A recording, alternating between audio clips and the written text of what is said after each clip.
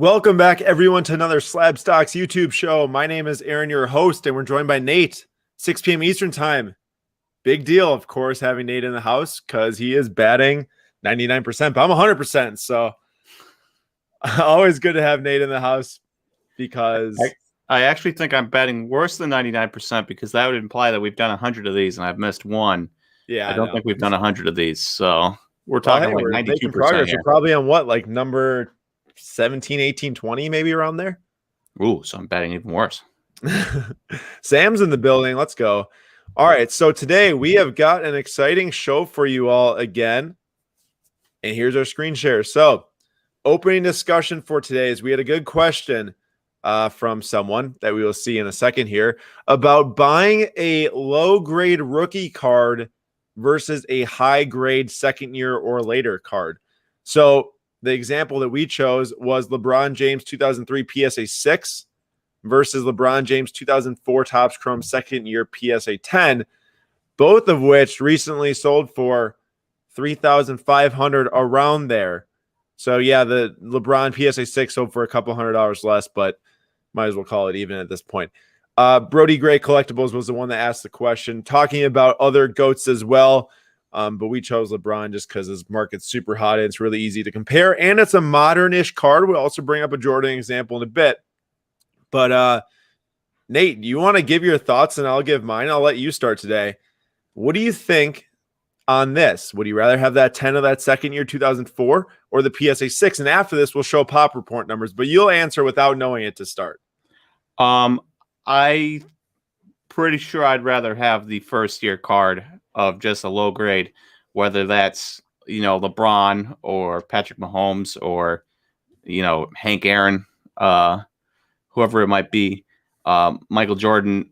I don't know. I don't find the second year craze to be that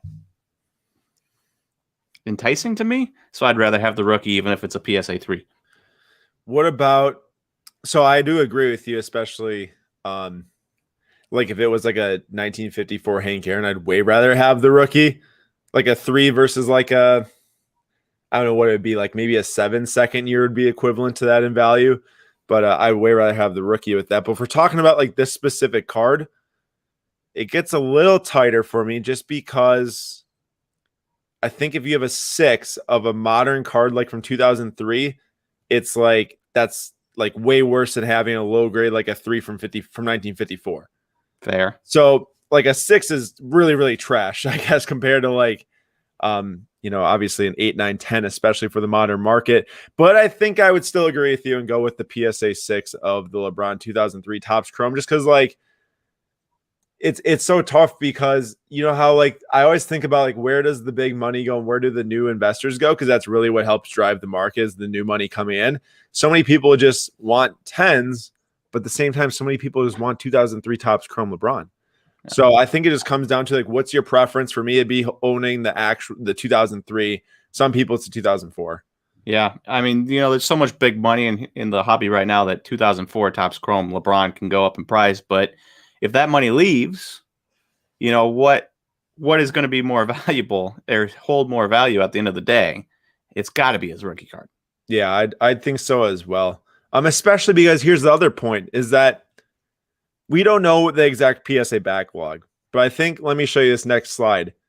I think we can all assume that there's way more cards out there than only 720 graded 2004 Topps Chrome cards. So if you look at the bottom PSA pop report, that's the 2004, the second year Topps Chrome LeBron. That is 720 total graded, a little bit less than 50% graded a PSA 10. If you look at the top row, that is the rookie card, the 2003, and there's 5,900 plus graded of those. I would assume that if the LeBron 2004 Topps Chrome card was worth as much as the 03, that many would be graded as well or more because it's a year later. Production might have went up. I know that's not exactly like now where you can say like 2018 to 2017 production for sure went up for basketball. Back in the day, either like stayed flat or even dipped at some points if they thought that not as many people want to buy the cards. Like I'd probably be fairly certain that 2009 Topps basketball was printed less than 2008 Topps basketball. That was the last year that Topps had the license. And I think that they might have just cut their production a lot with their license running out. But at least right here, I think we can assume that there's a lot more 2004 Topps Chrome LeBrons to be graded in the PSA backlog. And I think that the prices just don't rise as fast because we'll see more supply come into the market. Hey, I tell you what I am buying.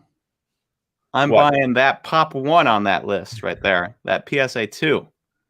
Oh, look at that. That's a true Pop 1 right there, and it's a rookie. Give me that bad boy.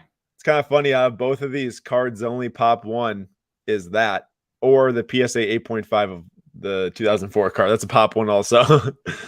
Wait, what do you think sells for more, PSA 2 rookie card or PSA 8.5 2004? I imagine the PSA 2. I'm just kidding back there. Same. I love when you go on YouTube and you see the guys that it's like a PSA 8 of some brand new card, and they're like, Pop 1. Like, yeah, no duh. Yep, that happens a lot. All right, and this is just to bring in another player. So this is Jordan. And I want you all to know, like, that you just cannot compare. Like, you have to always take in the year that the card was printed and, like, the relevance of that grade at that time. So we could compare a rookie 6 Fleer of Jordan to a second year 10 Jordan Fleer 1987, but you can't compare that back to LeBron because of how the errors are so different. I was talking about the pop report in the 2004 Topps Chrome, the little under 50% got 10s for the 2004 Topps Chrome. Well, on the right here is the 87 Fleer PSA 10 second year Jordan that sold for 50 grand on February 4th. And the 6 of the Fleer, obviously like the main rookie, sells for 8,600 as a PSA 6 on auction. There's only 210s of that 1987 card out of over 10,000 graded. And that's why the discrepancy is so big. So this is a case where you have to really like know what era you're looking at. Back in the day, cards were printed way worse. People weren't sleeving and top loading them as frequently as they were now, or in 2003.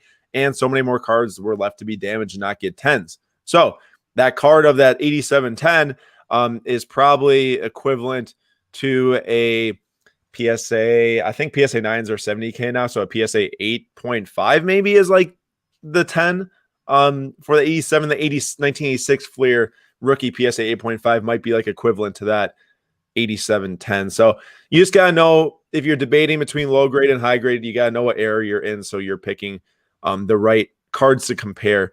But either way, I think I got to go rookie for most of the time here. But that's not to say there's not value in the second year cards too, because clearly there's value. I mean, they've all increased in value, like especially with the amount of money that's coming in. All right, well, that ends our early discussion for the low grade versus high grade rookie cards of guys like LeBron and Jordan. Of course, Gretzky and Kobe, you can apply it to other people too. But big announcement here. We are hosting our first ever card show, co-hosting with Summertime Cards in Miami, Florida on Saturday, February 27th. I will be there live in the building. Nate cannot come, but Slabstock Sam might be there. I don't know for sure yet. He might. And that is 2 p.m. to 7 p.m. Eastern time on February 27th. So if you're in the Florida area, or if you don't have a weekend, or if you don't have anything going on that weekend and want to take a trip to Miami and then come to a card show, we will be there. I will be live breaking something super special. It'll probably take, maybe an hour of the time, but it's going to be really, really cool. It's one of the biggest sets of, I'd say, recent years for sure. So you might want to watch that on YouTube or come and see it in person. Are you talking 2018 Top Series 1 baseball? No, that's not that set. That's not one of the biggest sets? That would be like a $100 box or something. Terrible. But we would love to see you there if you're in the area, or if you want to take a trip out there. It'll be really fun. I know at Courtside Card Show 1 and 2 did really well, and dealers did really, really well. So if you are interested in a table, message Courtside Card Show on Instagram or Summertime Cards. I know they filled up really fast last time, so they might not be available right now, but I'm looking to have a great time there. First event I'll be at since the 2019 National in Chicago, so hope to see you all there. And last week at Slab Stacks Breaks, Nate kind of pulled some heat. Nate, what did you pull? Well, I pulled a couple refractors. You see that from 1996 Topps Finest. I also pulled a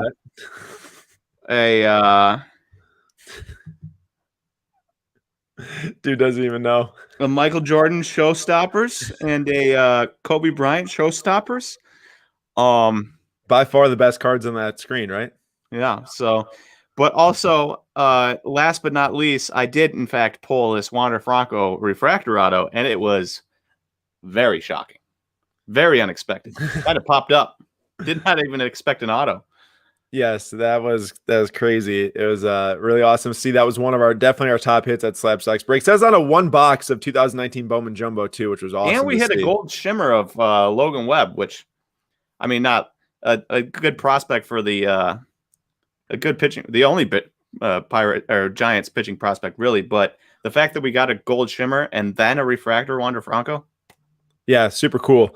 And what Nate was referring to is I opened a 1997 Topps Finest Series 2 box, and we got a Kobe and a Jordan. But then we also got a gold refractor out of 289, silver embossed mosaic refractor numbered out of, I think, 264, and then a silver refractor numbered out of 1094. And the odds of the gold are 1 in 12 boxes. The silver embossed is 1 in 8 boxes. And then the silver refractor is 1 in 2 boxes. And we got the all of one box. So it was nuts. I couldn't believe the odds on that. Nothing. The players weren't too crazy. It's Keith Van Horn, Bobby Jackson, and Foy or whatever that guy's name was. Keith Van Horn's a stud. I mean, it's not pulling a Jordan or a Kobe, but it was not bad. I'll tell you that much. It's fun. All right, so this week, actually, the left break already sold out. It just did like right before we went live. So the basketball hoops budget break is sold out. But Nate's opening up 2020 Top Series 1 boxes on Thursday, and we're looking forward to that one. Nate's favorite set. So if you do want to get involved, that's the last break left for this week, slabstocks.com/shop. And then, of course, our Discord link is in the description of this video. Lots of card discussion going on there. Would love to have you in that. But let's kick off today's main event of this stream, which is the Q&A. And I just want to thank you all for being here in the chat. Jordan Hudson, what's up? Tech, what's up? Jeffrey Fogel, what's up? How's it going? Elite 305 cards. First question of the day is, with Jordan insert market on fire, I'm looking at LBJ inserts and base cards to buy. There are obvious ones with jambalaya, EX inserts, serial numbered, etc. There's some under the radar cards to look at between 2003 and 2011. Thanks and have a great day. Thank you very much for that, by the way. Sneaker Spotlight Collector. I hope you have a great day too. But I am in the mindset that anything that is of the chrome design from 2003 to 2009 Topps for LeBron is big. Topps Chrome, Topps Finest, Bowman Chrome if you want that. I think any of those refractors, the serial number, the inserts, whatever you want to find, I think any of those are huge cards. I think just as like the more modern cards that get value out of sets like Prism and Optic and Select and all these cards, I don't see any reason why the cards from 2003 to 2011, to 2009 of LeBron, which are way more scarce, especially the base cards, and the refractors are way more scarce. I don't see why those don't just keep exploding. I mean, they already have went up a lot in value, but I really do think that these sets are amazing from any of those years. My personal favorites, 2008 Topps Chrome is a crazy set. 2007 Topps Chrome, the LeBron's really cool. I do really like that 2005 Topps Finest on the far right where he's dunking. There's just some really, really cool sets from those time periods. And I think that those cards in PSA grades will continue to do well. And that's my personal opinion on that stuff. And there's other inserts too you can check out from other like Upper Deck sets and Fleer sets. And those are more so where I'd say where the inserts are. I'm more of a fan of the refractors and the Finest refractors and X-fractors and stuff like that. All right, here's another good one about some Jordan cards. Hey, first, keep up the great work. Greatly appreciated. Thank you, Cacho. I bought the Michael Jordan 1985 Nike promo PSA 9 for $3,000, expecting it to go up in price, but the market has exploded, and I do not know if I should sell it now or keep waiting because the price could go up. Maybe as Jordan rookie Fleer, lower pop. I don't know what that's supposed to say. Maybe like as they keep going. Oh, I see. So the pop of the Nike Jordan's way smaller than the Fleer, which is true. What are your thoughts? So on the far left here, you're going to see the sticker PSA 9 of Jordan from 1986 Fleer. That just sold for $33,000. The actual 86 Fleer PSA 9 sells for $69,000. And then on the far right, you have the Nike Jordan PSA 9, which was a promo. It's kind of like an index card, a little bit bigger than an index card given out by Nike. That PSA 9 sells for like 10 to 13K now. I will say I do have one. It's one of my favorite cards in my collection. I've made it known many times in the past. I'm a huge Nike and Jordan fan, and it just was an obvious card for me to buy. What are my thoughts on keeping it or selling it? It's such a tough call because, like, looking at the other cards, like, there's definitely way more of the 86 Fleer and the 86 Fleer sticker, but they're obviously way more iconic than the 85 Nike promo. I think that anything that's rookie of Jordan at this point, just hold. Like, there's so much money coming in from very rich people or very big investment funds, or just so many different ways that people are getting involved in the market. The big funds are giving funds to the people who are small in the market that are now big in the market. Like, there's just so many ways for people now to keep on buying these all-time legends. Like, yeah, that's an all-time high sale on that Nike promo PSA 9, 13,000. That's huge. I've tracked it pretty closely. And it's went up from like 3K from like December till now. So like it's went up a lot. So like, yes, there's on one side of me, it's like, take your profit. If you want to take that profit and invest it somewhere else because you're confident in somewhere else too, then do it. If you think that this is a dynamite card, then hold it. Like, there's no point in selling it, I'd say, if you don't need the money or know of something else you think might be better. That's my thoughts on it. Nate, any other thoughts? I mean, we're talking greatest of all time here, and you're right. I don't think this market's going to go down anytime soon because of how much money people are putting into it.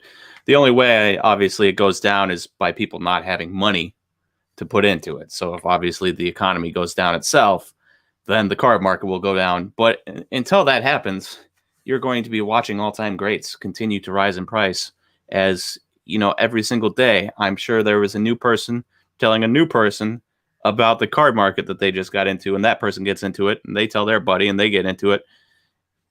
And you think about it, and if everyone had $100, that's still, you know, tens of thousands of dollars a day new. And that's not the case. It's thousands, tens of thousands for some of these guys, hundreds of thousands. Yeah. Millions for some people too, which is crazy. And another Jordan card just sold for like 1.4 million in autographed jersey. I think it might have been a PSA 10 from a really early upper deck set. Crazy, crazy. All right, here's a one-off baseball question.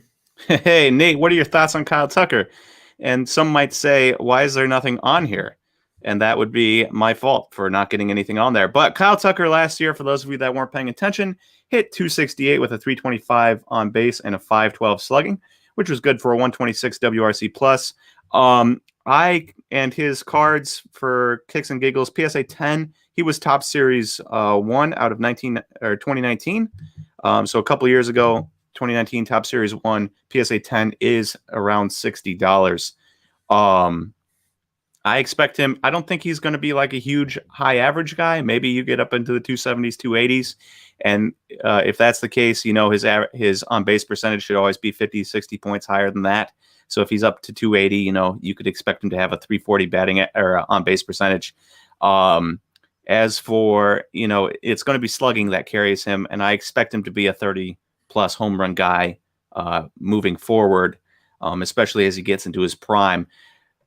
Now, the question is a 270, 340, 540 guy that is almost a 900 OPS, is that worth your money? And in today's market, especially with a guy like Yordan Alvarez on his team, the answer is probably not. As exciting as Kyle Tucker is, I don't think that profile right there is exciting enough to warrant an investment, especially if Yordan is there having, you know, 900 plus, 1,000 plus OPSs. Gotcha. Nate, here's one for you.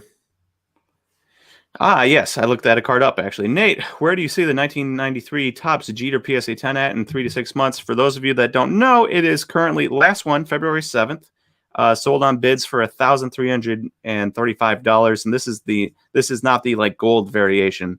This is just the regular base Topps. And one sold before that, a couple sold before that. Buy it now is for like $1,700. So let's say the $1,300 is low and it's actually $1,700. Again, one of the greats. He's going into the Hall of Fame this summer, right?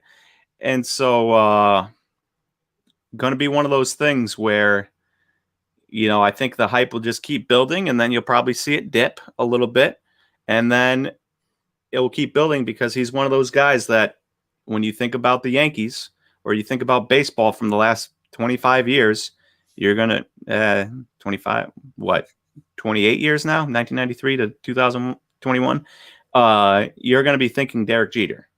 And because of that, I expect those prices to, have a healthy down and up, but continually rise a little bit. Nice. Joel, hello. Welcome. And yes, hope all is well on your side of the world too. Where are you from? Let us know. And everyone that's international, let us know. Love our international folks. Steven and Dad Reviews. Yes, I do remember you. And thank you for being such a big fan. I appreciate that a lot. And thanks for subscribing as well.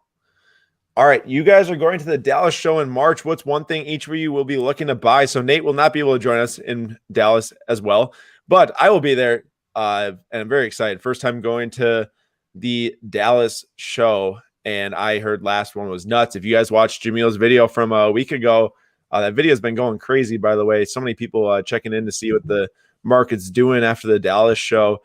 And what is one thing I'll be looking to buy? So I am going to be looking to buy like 1 or 2 cards there, maybe probably picking up like a collection piece other than like a super cool Jonathan Taylor, which I don't know if I'm going to buy because I kind of got a lot of Jonathan Taylor now. I'm just looking for like a really rare Kobe or Mbappe card probably, or maybe a Messi. Just something cool to add to the collection and just see it grow in value over time. But, maybe like a Topps Chrome Kobe or Topps Finest from one of those other years, like 2003 to 2009, like I was talking about with LeBron. Probably looking to pick up a card like that if I see one. Nate, but if you were going, what's something you'd be looking to buy if you were to be buying something? Ooh. I guess I never really think about this because I'm like, I'm not going. So I didn't have a card in mind. But I guess if there was like a bucket list item for me to get, I wouldn't mind getting like a Barry Sanders rookie one day. Not that I'm a Lions fan, but I love Barry Sanders. Do you know of his rookies? Like, do you know about that score, the green one with like the portrait? I know about it. Yeah. Okay. I just want to see. Or maybe I'll go with the what was the Packers draft pick right before that? Tony Mandrich. Maybe I'll go top 5 and get Troy Aikman and Tony Mandrich and Barry Sanders and Deion Sanders and the linebacker that I now can't think of his name. Thomas Davis or whatever. Not Thomas Davis. Derek Thomas. Yeah, there you go. Yeah. Nate, this has got to be your dream card, right? Trout, Diamond, or Cognac if you were to be able to pick it up one day? Hope Diamond. Nate's going to make a big splash and pick up a Hope Diamond at Dallas. Since I already know the 101 sold, can't get that one. That's crazy. Oh, Steven and Dad Review is doing an unboxing and getting a Zion Williamson. Nice. What product did you open? Henry H., what's up? Welcome. All right, this is one for Nate too, and I'll just toss in some thoughts. With the amount of trades happening in football with QBs, could this be the time to buy underperforming QBs to look for value during the trade? And the answer is yes. Obviously, this would be a significant gamble, so to speak. So if obviously Deshaun Watson did not underperform. He was amazing. But if you're buying Deshaun Watson with the hopes that he goes to a better team that has talent around him so he starts winning, the Texans are really fighting against the idea of trading him. And if he does get traded, he might get traded to a team like the Jets. And is that a better situation? And the other thing is that his market has already like doubled just because of the buzz. So that isn't a good look either. Yeah. Guys like Sam Darnold is generating trade buzz because teams are trying to pry him away from the Jets because they have the number 2 pick and they probably know that they're not going to go forward with Sam Darnold. And so they're trying to get him, pry him away and presumably to have him be the starter because his 5th-year option is worth $25 million. So I don't think you trade for him and then don't play him and spend all that money. So, there could be an option for Sam Darnold for a young team that needs a quarterback and is maybe can build up a quarterback in a good way. So Sam Darnold could be an option. I also don't, I don't know if he gets traded.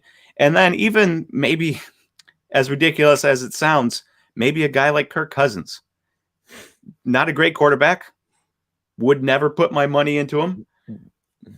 But if he goes to the 49ers and does well,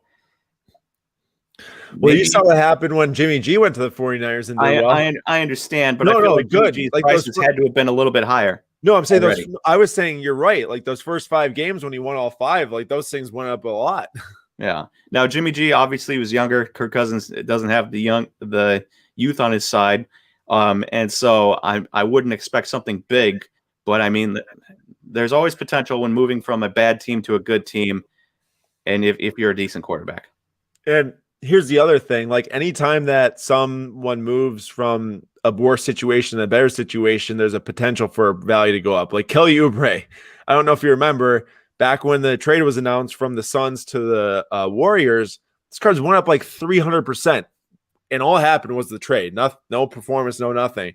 So people like to sometimes buy on what they think can happen, even if it doesn't actually happen. So I'd say like if someone gets traded to a team that's a better situation, you have their cards, maybe I'd unload them because that's a good time just to take some profit. But I will just add in that even more so than like the actual trades happening in football, just like any quarterback that you believe in personally, that you really feel like you can buy and make some money on, target in the months of March to May and get ready to sell in the months of July to the end of August, maybe into the beginning of September. You should do fairly well. I don't know if it's going to be as much as last year. Last year was kind of crazy. But you should still be able to make some decent money. Like Carson Wentz is another one. Might go to the Bears. Allen Robinson is obviously free agent, but you have Darnell Mooney, their 5th-round pick, who's really good. You've got Cole Kmet, who's really good. You've got David Montgomery, who's really good. If you add Carson Wentz to that, who's should be a little bit more competent than Mitchell Trubisky. Interesting. What about like on the Colts? An even better team. That would be much more interesting. All right. I kind of like this question. It's kind of interesting. Do you guys ever think lower tiered, older 2018 and before will eventually be a hot commodity due to lower pop than a base prism or optic or select? So I did kind of botch it. I did not look up the pop report for this exact card, but I'd imagine it's like, I don't know, 10 or less. So this is a Kobe Bryant 2018 Panini Threads card. Panini Threads, sure, people were able to buy it on a budget back then. And I don't want to, shame a product for people buying because they can afford it. But in terms of a investable card, you're not buying a 2018 Panini Threads card. But this card is a PSA 10 sold for $130, which is kind of like, whoa, like this is a base Threads card, PSA 10, selling for $130. This is definitely a lower tiered card in the basketball landscape. And seeing a buy now get hit for $130, it kind of tells me that, sure, there is opportunity to grade any card you want from an old set. If it gets a 10 in, if it's a top 3 player from that decade, or top 5 even, maybe it'll sell for something. Do I think that it will become a hot commodity? No. Here's the reason why, is that once someone sees this card sell for $130 and they're like, oh, I got that Kobe 2018 Panini Threads, they'll send it in too. The pop report then goes from 3 to 400 because this card was a base card from 2018. But in 1 year. What? In 1 year, though, because they're not getting back for 10 months. So, yes, you're right. So there might be like a 1-year window if you're lucky to sell it. But people will just start to grade these things more as people grade more unless they increase their prices drastically, PSA. And then I just don't think it can become a hot commodity.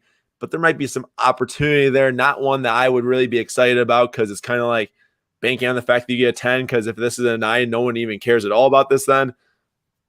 And also this is Kobe, which is obviously a much different story too. So even if this is a guy like Damian Lillard, this card isn't getting bought at all. But if you have like a 2018 Prism Damian Lillard, you might have a chance for it to sell for a little bit of coin if it's a PSA 10. Did I ever tell you the most ridiculous thing that ever happened when I worked in the shop? No. It was Sunday. Nobody buys Threads. Panini Threads would sit there forever, just like Panini Mosaic or Prism Mosaic, right? It would just sit there and sit there and sit there. Nobody touched it. I'm sure it would fly off the shelves now, but this was over 1.5 years ago, right? So it did not fly off the shelves. One day somebody came in, was asking a bunch of questions. Like, I mean, here's Panini Threads if you want it. It's cheaper than the rest, but and he's like, oh, sure, why not? And there's a bunch of guys in the shop, and he hit something big. I don't know if it was a Kobe auto or something, but he hit something huge, and I feel like maybe it was a Kobe auto, but don't quote me on that. And everyone else in the shop is like, oh, he's like, I'll get a box. I'll get a box. And all of a sudden we sold out of like 8 of like the 12 Panini Threads boxes in like 30 minutes when those 12 thread boxes sat there for probably a good 4 months without being touched. The funny thing is you pull a Kobe auto, and what are the odds that you're going to get a better card out of the rest of the boxes? Nope. That's so backwards. It's like if there's a lot on the shelf, maybe you should buy it. All right. Anyone in the chat, let us know what you think if people should start grading these base cards from these random sets. All right, here's another Hall of Fame talk like Nate was bringing up with the Jeter. So this year, Hall of Fame got pushed back for the inauguration because of COVID.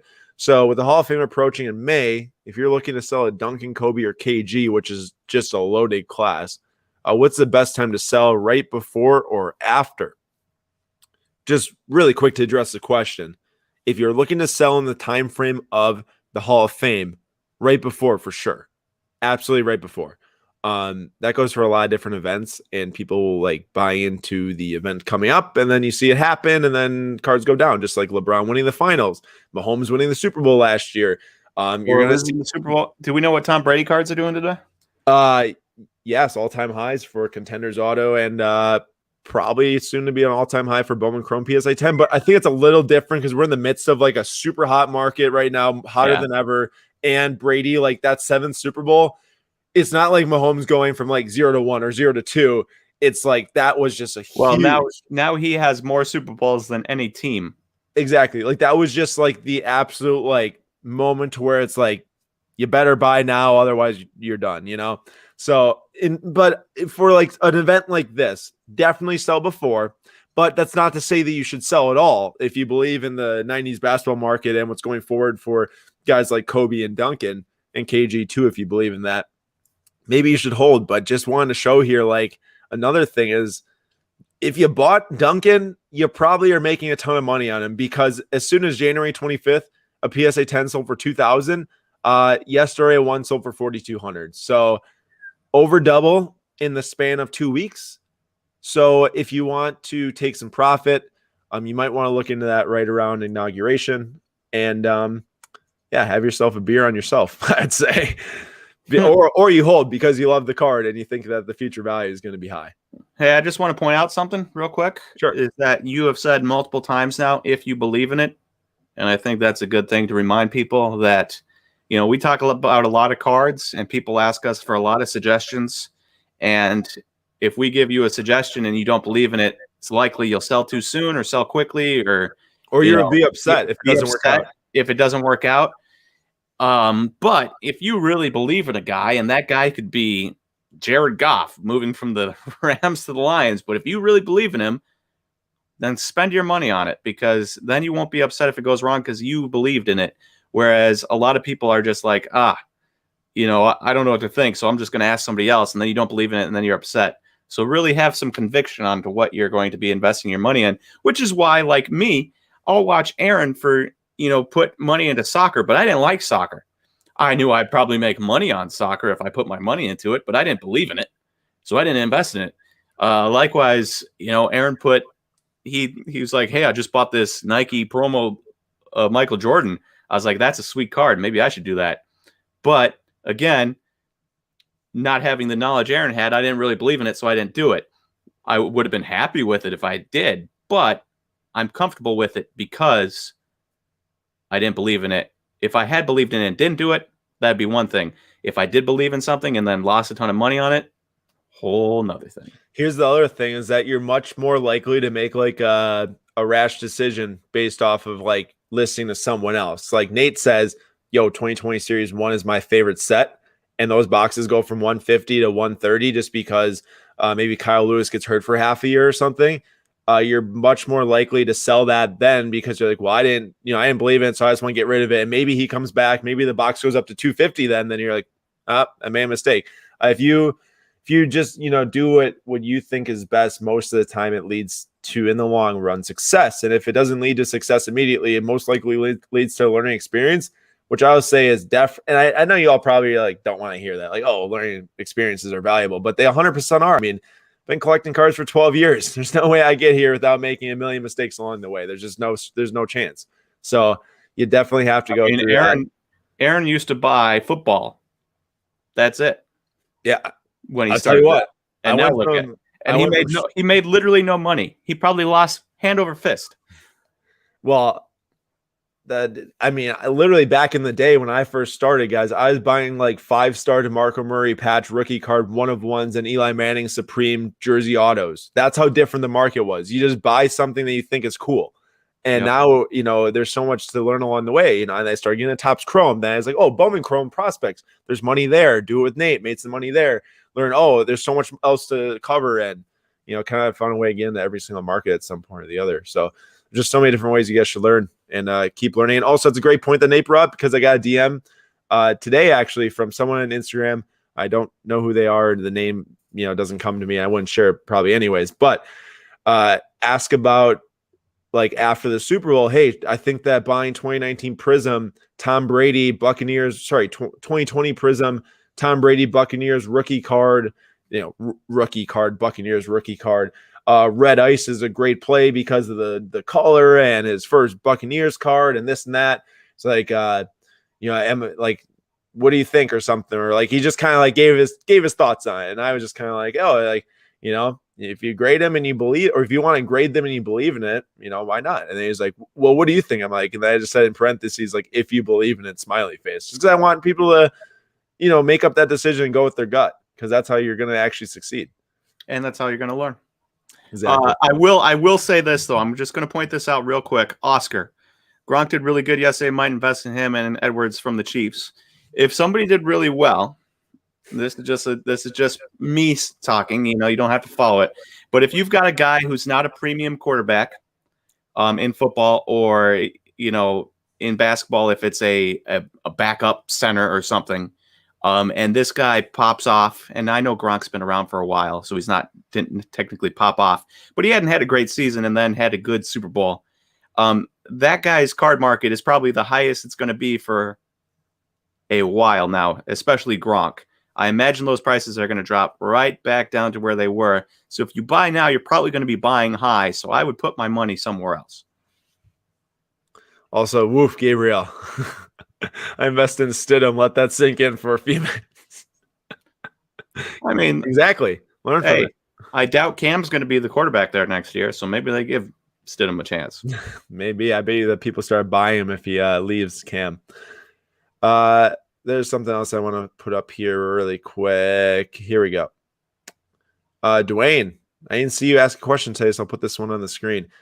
Aaron picked up a 2008 Topps Chrome LeBron Kobe/LeBron card after watching your break last week, which was super fun. Didn't hit the card, but very fun. Love that card, as do I. I love that card too. I do have a refractor PSA 10 that I was fortunate to buy over a year ago. Could the 91 UD Magic and MJ card be iconic as well? If enough people start talking about it, anything can become iconic, I guess. But in my mind, just me sitting here, no. There's so much that goes into, I feel like, that Kobe and LeBron, with Kobe's passing and that 2008 Topps Chrome set being pretty limited. And that card just feels iconic. I wouldn't say like a random 91 Upper Deck card would really feels iconic. I guess it might not be random if it has Magic and MJ on it, but the Topps Chrome Kobe LeBron just seems like an absolute killer. And I think that, like, trying to chase other ones, like, maybe you can grade him and do well, but in terms of, like, being really up there with that card, I don't see it. But also, that's just me talking. You might be right as well, and I might be wrong. All right. Wait, we didn't actually answer that question? No, we didn't. When submitting to PSA, are they more strict on corners and edges, or what should I focus on more when submitting to PSA? I believe BGS is more strict on centering and surface. Personally, from just my years of experience and from others too talking about it, I would say yes, BGS is more strict on centering. I'd say PSA is probably less strict on centering, but that's starting to change a bit. I always think that PSA is refining their grading process, and it's getting harder constantly. I think that a lot of us are noticing that. But definitely PSA is more strict on corners. If you looked at BGS, I mean, you can get 9.5s with some pretty white corners on the back. PSA, it's like you got one nick, might get a 10, but two and you're for sure not getting a 10. And then also I think PSA is pretty strict on the surface of the card too. You get a dimple on there and you're not getting a 10 for sure, I'd say. But that's just me speaking. I mean, there's other people that have debunked different things with grading, and it's all subjective at the very end of the day. You know, like, yes, there's definitely guidelines to get as close to 10s as 9 as possible when they're grading, but you know, the lines get blurred here and there. So it's very hard to give a solid answer on that. Really, Dwayne, that's pretty cool to hear. Card shows popping in Oak Creek, Wisconsin. Looks like shows other than the big ones are going on. By the at the Salvation Army? Dwayne? I've never been to Oak Creek one or even actually heard of one. So, Dwayne, let me know if that's at the Salvation Army by the Target there. I feel like that's a thing. I could be wrong. All right. Now we're moving on. Nate, you can take this one since I know you love the Jeff and jerseys. Ah, yes, it is. It is the Salvation Army. I wasn't wrong. Woo. Jeff in a LaShawn McCoy jersey. He did in fact get to a Super Bowl with the Chiefs yesterday, right? Did not win it. But it's hard to win when both your offensive tackles are out and your quarterback has literally no time. So hope you had a good weekend, enjoyed the Super Bowl. He might be the only person in the world that enjoyed that Super Bowl because, woo, that was not enjoyable for Buccaneers fans enjoyed it. Everyone else, pretty much a dud. Trash game. I've submitted to PSA, BGS, and SGC since August. SGC has been the fastest by far as the only submission that has come back. I think they have big potential to be a clear number 2 behind PSA. I think BGS is on the decline. Aaron, I think you'll agree. My question is, will BGS graded cards from the era when they were regarded as close number 2 to PSA hold their value, or should we stay clear of them? My thoughts are PSA or bust, honestly. I am in the thought that BGS as a company is on the decline, not necessarily their cards, but I mean, they just raised their prices again and they're taking forever to get cards back to people, like forever. So yes, I do think BGS is dropping the ball as a company, but SGC is dropping the ball really badly too. I've heard of horror stories with them and customer service and getting cards graded, wait times like being super backed up, which yes, PSA is too, but PSA is also going to return you so much more value, which is why it doesn't matter as much. If you're SGC, you can't be having those problems if you're returning very little value on your slabs. I also saw a videotape of someone cracking an SGC slab with their fingers today. So yeah, I saw that too. Fingernails. Yeah, exactly. So that's no bueno at all. I also think that their labels are pretty chintzy. I don't think that people might say PSAs are too, but I actually personally really like them. I think they're really clean. I think SGCs are too busy, or not too busy, just too odd. And the other thing is I actually do have a couple SGC slabs because at the 2019 National, I wanted to test and see what does SGC do? How do they grade? What are the slabs like? So I sent in a few cards. I got them back. Those labels in those slabs shift around everywhere. It's not seal pressed enough together to where the label doesn't shift around. And you'll see the label go from left to right outside of the actual label window. I am not a fan in the slightest. I'm sorry, Jeff in New Jersey, or LaShawn McCoy jersey, if I didn't give you the answer that you're looking for. But me personally, I'd steer clear of SGC. I would swallow the tough pill of having to wait forever with PSA, and I do it. An example. Nate's showing you a garbage card right now. But Nate, that's playing close for Steve Mikhailuk. How dare you? Hey Nate, take the card and tap it a bit on the right side or left side, whatever you want. Well, like take the card in your hand and tap on your hand. Okay, whatever. It's not down. It's got to be side to side. Hold it horizontally. Oh my gosh, I should just grab one of mine. I don't know. I don't want to destroy this. This is the best card I own in my entire possession. You keep them entertained. I'll be right back. All right, everyone, you see that? You see this bad boy? Number to 42. That's right. Pulled that out of a $70 Prism retail box that now goes for $3,000. Wish I hadn't opened it and just kept the box, but got this Svi Mikhailuk instead. And Kansas is my favorite program in college, so and Svi's a Kansas boy, so I love it. But was it worth the $70, especially when that $70 could be $3,000 today? Probably not. Well, that's okay. I don't know what Aaron has for SGC graded cards. Hopefully it's something interesting and not kind of trash. Oh, what about HGA? That's that new and I'll click on it. Show you guys. What about HGA? So that is that new grading service that uses computers to grade their stuff. I just read about it the other day, but it's pretty expensive. It's like $20 for 60-day or whatever, which is a decently more expensive than PSA, and it goes up from there. $27 for like a 45-day or something like that. So it's pretty expensive, but I haven't read up enough on it to know anything else. There he is. All right, I'm back. Ooh. You were trying to get me to knock out my logo? You punk. I'm just saying, it shifts around left to right. Look at it's on the other side. Wait, what do we got there? What is that card? He played hockey like 10 minutes away from me in high school. Casey Milstead. I mean, yeah, you can tap it back into place, but it's kind of annoying, I'd say. All right, I'm back. Sorry for being gone. You're forgiven.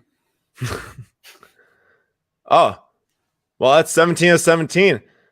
We will take questions for around 10 minutes if anyone wants to ask a question on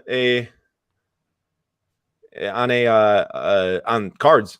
But Vincent has a question. Thoughts on CGC getting into the card game? So they did jump into the card game most recently with Pokemon cards to start, I want to say, and now they have progressed into, I think it's called CSG for sports cards, owned by the same company, done by the same company, but they switched the name for the sports cards. And I've seen their slabs. I think that they're starting in February. The top is like huge. Like, I don't know if you've seen that, Nate, but the top is absolutely huge. Maybe I can actually find it here. I feel like they have the subgrades, right? I just want to show it here. I'm going to share my screen quick. Okay. I'll adjust the tab that's being shared. Ooh, when you go out like this, you can see the side table I have chilling back here. Yeesh. Whoops. Sloppy background. Can you see it? Yep. All right, so there's the CSG slab done by CGC. I'm not a fan. Do you see how thick that top is? That is gigantic. That's like half the card size. I know. I don't like it. But that's just me. And I find it difficult to see multiple grading companies come into the market at one time and actually try to capture a large market space. I feel like it just creates like too much competition for something that needs like so much attention that it just isn't going to work out. I think your biggest problem is that it probably takes your eyes away from the actual card. Yeah. Like if you own that card, a PSA label is nice because it's sleek, it's small, it tells you what you need to, but your eyes aren't gravitating towards it. When I'm looking at this Michael Jordan, my eyes definitely gravitate towards the label first. Exactly, and that's why. Moving on to the next one here from Kaboom or Galactic. I just actually got this in the mail. It's the first card I bought in quite some time. The eyes are not taken away from the PSA label. But this is a Kaboom Mbappe from 2018. I love it.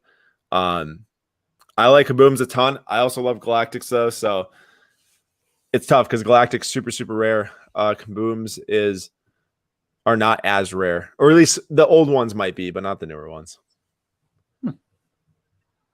Thoughts on the explosion of 1981 Topps Magic and Bird first solo cards? Do they become iconic long term? Feel like they should. Great pictures on both. I think that they are probably their most desired cards outside of that triple rookie. Well, really dual rookie, and then Dr. J's on it too. So I would say, yeah, definitely iconic for the two of them. For people that want to get cards of just Magic or just Bird, for sure. Thoughts on HGA grading? Oh. I gotta know. Oh. What is it? Yeah, let's hear it. I gotta know. Thoughts on HGA grading with the color coordinated labels? So that just I heard Nate talking about it. They're doing AI grading with it. First off, I don't really like the labels because I think they're pretty busy. Maybe I can pull it up here. But the other thing about them is that I think their prices are far too high. Starting out as a grading company, I think you gotta be willing to. Here we go. I think you gotta be willing to swallow the pill and take lower profit margin to get going than to try to charge $30 for a 30-day submission. That is so high for a company that's just coming up. There you see it on the far right of the screen. I don't know if I can zoom in on this. Is that getting zoomed in, Nate? Yep. Okay. So it's right here on the right side.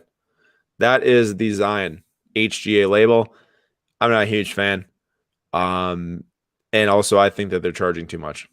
And I don't think that they're going to capture much. Because I think here's the thing. It's not going to be very long until PSA they probably already are investing a ton of money and get this like perfect process for AI grading.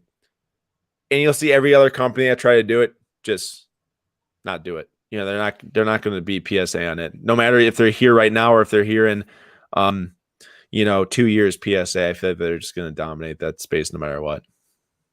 And I like this.